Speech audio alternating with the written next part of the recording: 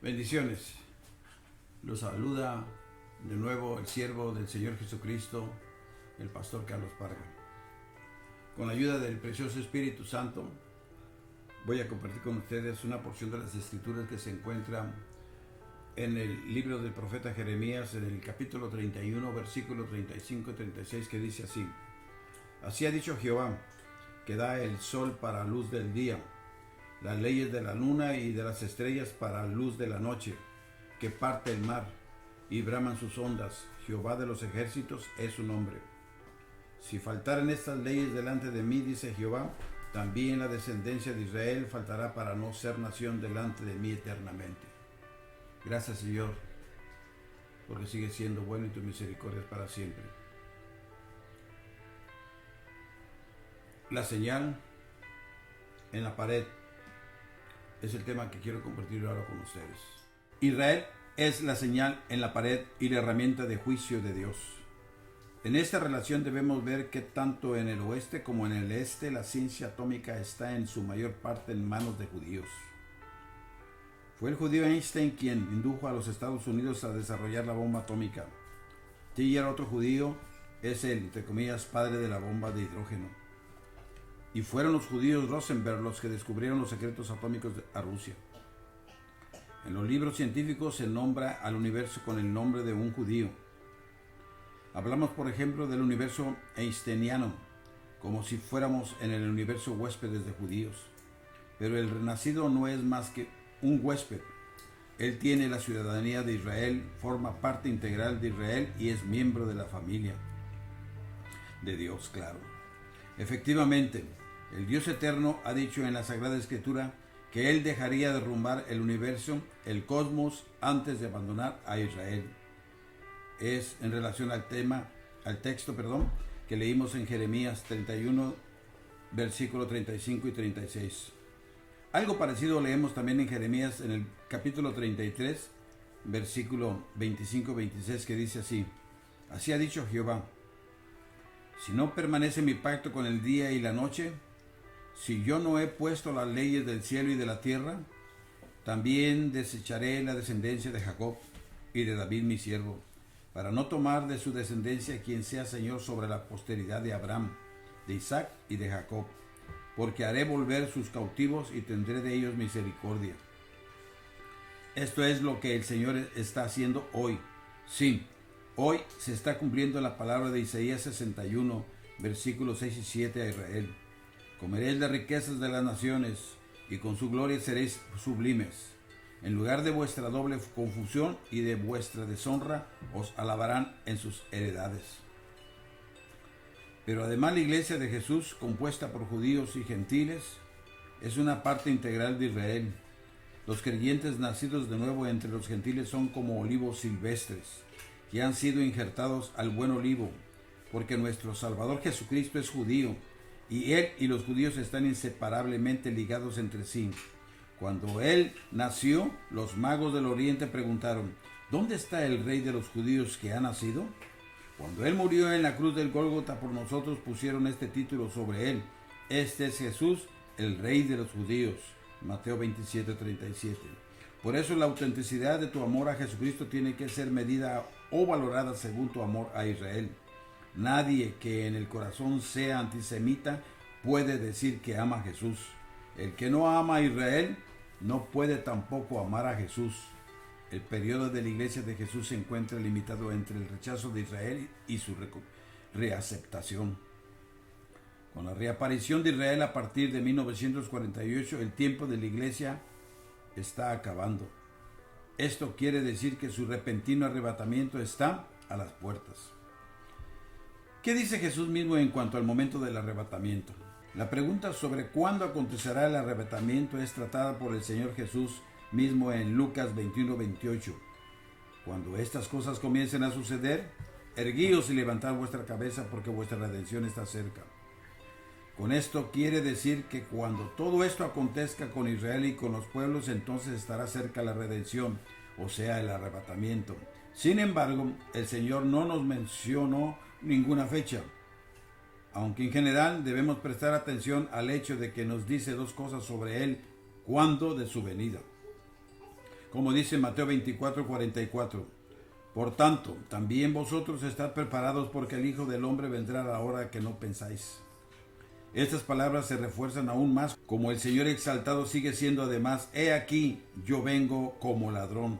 Apocalipsis 16:15. O leemos lo mismo en Mateo 24, del 42 al 44, que dice así: velad, pues, porque no sabéis a qué hora ha de venir vuestro Señor. Pero sabed esto, que si el padre de familia supiese a qué hora el ladrón habría de venir, velaría y no dejaría minar su casa. Por tanto, también vosotros estad preparados, porque el Hijo del Hombre vendrá a la hora que no pensáis. Un ladrón siempre viene en secreto para llevarse algo costoso, tan silenciosamente que uno recién se da cuenta con espanto cuando ya se ha ido. Por eso a nuestras apremiantes preguntas acerca de cuándo viene el Señor, Él nos contesta: pero de aquel día y de la hora nadie sabe, ni aun los ángeles que están en el cielo, ni el Hijo sino el Padre. Mirad, velad y orad, porque no sabéis cuándo será el tiempo. Marcos 13, 32 y 33. ¿Por qué, pues, no nos dice aún más sobre ello? El Señor nos oculta la hora y el día de su venida, porque con ello quiere grabar en nosotros no el momento del rapto, sino la esencia del rapto. Por un lado, el arrebatamiento está muy cerca, pues el Señor dice reiteradas veces: he aquí, vengo pronto, dice en Apocalipsis 22:7. Pero por el otro, la gloria está lejos, y tardándose el esposo, Mateo 25:5. Se unen aquí proféticamente y al mismo tiempo la visión lejana, o sea, lejos, con la apremiante visión cercana, o sea, en breve. ¿Por qué lo dice de esta manera el Señor? Para que velemos en todo tiempo. Así lo dice en Mateo 25:13. Velad, pues, porque no sabéis el día ni la hora en que el Hijo del Hombre ha de venir. Aún en nuestros días no faltan aquellos que quieren sacar un cálculo exacto del día en que va a venir el Señor. Ciertamente el arrebatamiento está muy cerca, pero aún así no sabemos el momento exacto. La historia ha comprobado cuán infructuosos han sido los cálculos referentes a este acontecimiento, aún los de las mentes más grandes de quienes trataron de establecerlo en forma exacta. Lutero esperaba el fin del mundo para el año 1556.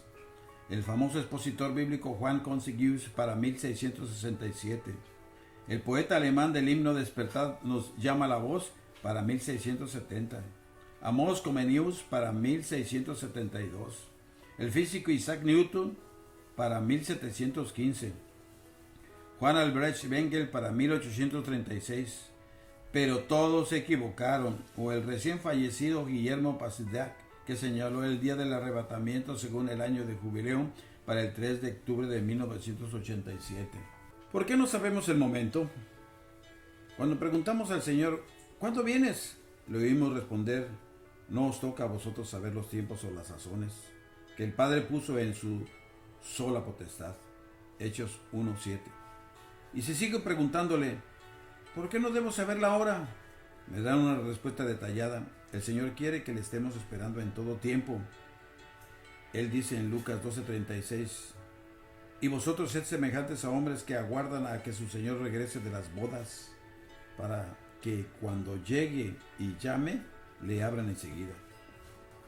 Si yo supiera la hora a que Él viene, empezaría a esperarle solamente poco tiempo antes y estaría ante el peligro de descender al terrible nivel de Mateo 24, 48, 51.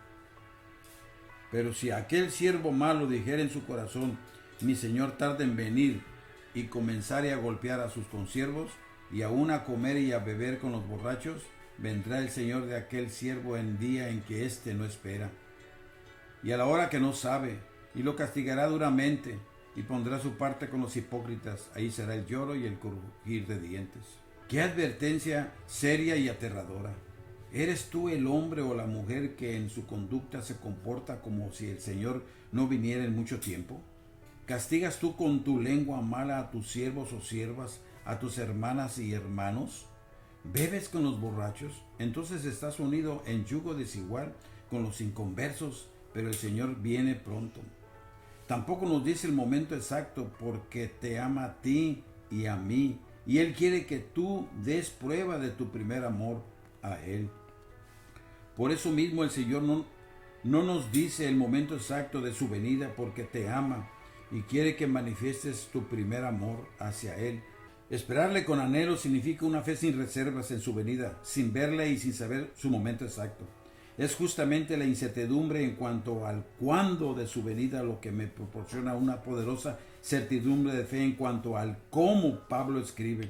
Por lo cual, os decimos esto en palabra del Señor, que nosotros que vivimos, que habremos quedado hasta la venida del Señor, no precederemos a los que durmieron, porque el Señor mismo con voz de mando y con voz de arcángel y con trompeta de Dios descenderá del cielo, y los muertos en Cristo resucitarán primero.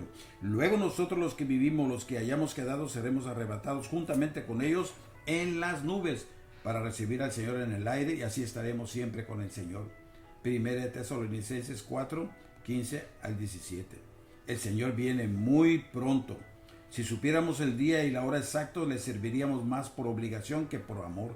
Y el elemento de nuestra entrega y preparación voluntarias para el momento de su aparición habría desaparecido.